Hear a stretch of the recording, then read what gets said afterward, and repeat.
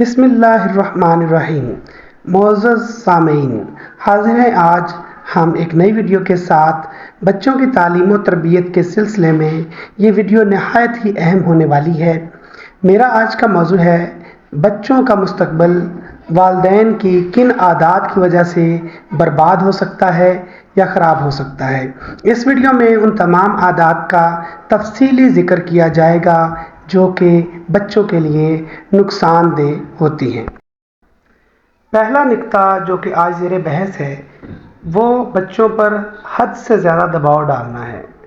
بعض والدین اپنے بچوں پر تعلیمی کامیابی کے لیے نہایت زیادہ دباؤ ڈالتے ہیں جس سے ان کی ذہنی صحت متاثر ہو سکتی ہے۔ اکثر بچوں کے ساتھ مبالغہ آرائی سے کام لیا جاتا ہے اور بچوں کو زیادہ نمبر کی ترغیب دلانے کے چکر میں بہت سارے والدین اپنے بچوں کو ذہنی مریض بھی بنا دیتے ہیں۔ لہٰذا خیال رکھا کریں کہ اپنے بچوں کو ذہنی مریض نہ بنائیں، ان پہ پڑھائی کا اتنا بوجھ ڈالیں جتنا وہ برداشت کر سکتے ہیں۔ پوائنٹ نمبر 2، بعض والدین بچوں کی تعلیم میں دلچسپی نہیں لیتے یا ان کے اسکول کے کام اور پروجیکٹس کی نگرانی نہیں کرتے۔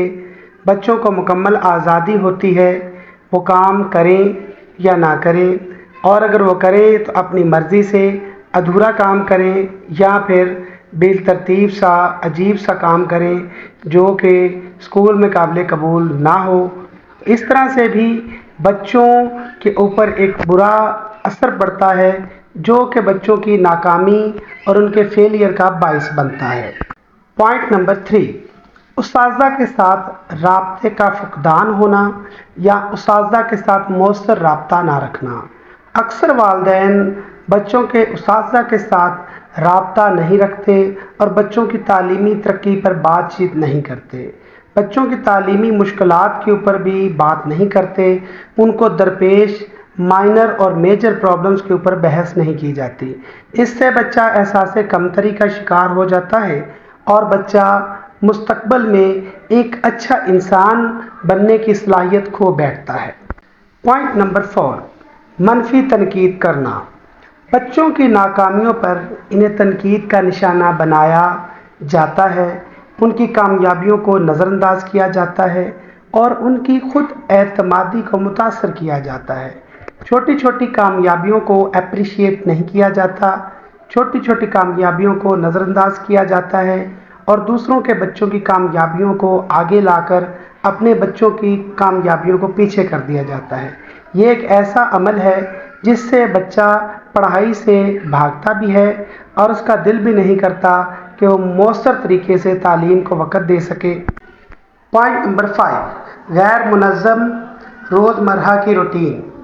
بچوں کے لیے ایک مستحکم منظم روٹین نہ بنانا جس میں بچے مطالعہ کر سکیں اور ان کی تعلیمی کارکردگی کو بہتر سے بہتر بنایا جا سکے۔ اکثر والدین گھروں کے اندر بچوں کے تعلیم کے اوقات کار کا تعین نہیں کرتے ہیں جس کی وجہ سے ان بچوں کی ناکامی کے چانسز بہت زیادہ ہوتے ہیں اور بڑھ جاتے ہیں۔ پوائنٹ نمبر 6، اکثر والدین بچوں کو تعلیمی مواد اور وسائل کی فراہمی میں کوتاہی برتتے ہیں۔ بچوں کو ضروری تعلیمی وسائل جیسے کہ کتابیں، کمپیوٹر یا انٹرنیٹ کی فراہمی، اسٹیشنری، نوٹ بکس کی فراہمی، یونیفارم کی فراہمی، یہ ایسے عوامل ہیں جو بچے میں احساس کمتری پیدا کر دیتے ہیں اور بچہ مستقل طور پہ تعلیم میں دلچسپ اور گہرا مطالعہ کرنے کی صلاحیت کھو دیتا ہے۔ پوائنٹ نمبر 7، بچوں کے مشاغل کو نظر انداز کرنا۔ بچوں کی ذاتی دلچسپیوں یا غیر نصابی سرگرمیوں کو نظر انداز کرنا جس سے ان کی تخلیقی صلاحیتوں کا فروغ رک سکتا ہے۔ اکثر بچے کے کھیل کود کے اوقات کار میں اس کو کھیلنے نہ دینا، اس کو غیر نصابی سرگرمیوں حصہ نہ لینے دینا جیسے تقاریر، نعت، تلاوت قرآن پاک اور دیگر اس طرح کے مواقع بچوں کو ان چیزوں کی فراہمی ان کی تخلیقی صلاحیات کو بڑھانے کا ایک اہم ذریعہ ہے۔ پوائنٹ نمبر 8، دیگر بچوں سے موازنہ کرنا۔ اپنے بچوں کا موازنہ دوسرے بچوں کے ساتھ کرنا جس سے ان کے اندر کم مائگی کا احساس پیدا ہو سکتا ہے، اپنے بچوں کو دوسرے بچوں کی مثالیں دینا۔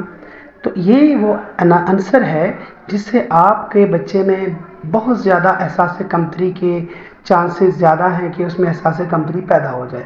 کوشش کیا کریں کہ اس چیز سے بچا جائے، اپنے بچے کی صلاحیت کو دوسرے بچے کی صلاحیت سے کمپیئر نہ کیا کریں۔ محترم سامعین، آج کے جو 8 پوائنٹس میں نے آپ کو بتائے ہیں، امید ہے کہ آپ ان پہ عمل کریں گے، اور جو دوست ان پہ عمل نہیں کر رہے یا جو بہنیں میری ان پہ عمل نہیں کر رہی وہ اس پہ ضرور عمل کریں۔ اور اگر آپ کے ہمسائے یا آپ کے رشتہ دار ان میں یہ عنصر پایا جاتا ہے تو برائے کرم اس عنصر سے ان بچوں کو بچائیں، گھر کا ماحول بہتر بنائیں، ان نکات ان پوائنٹ سے بچیں اور ایسے کام ہرگز نہ کریں جس سے بچوں کی ناکامی جو ہے یقینی بن جائے۔ جزاک اللہ خیرہ۔ اس طرح کی مزید معلوماتی ویڈیوز کے لیے ہمارے چینل کو سبسکرائب کریں، لائک کا بٹن پریس کریں اور بیل کا آئیکن پریس کر دیں۔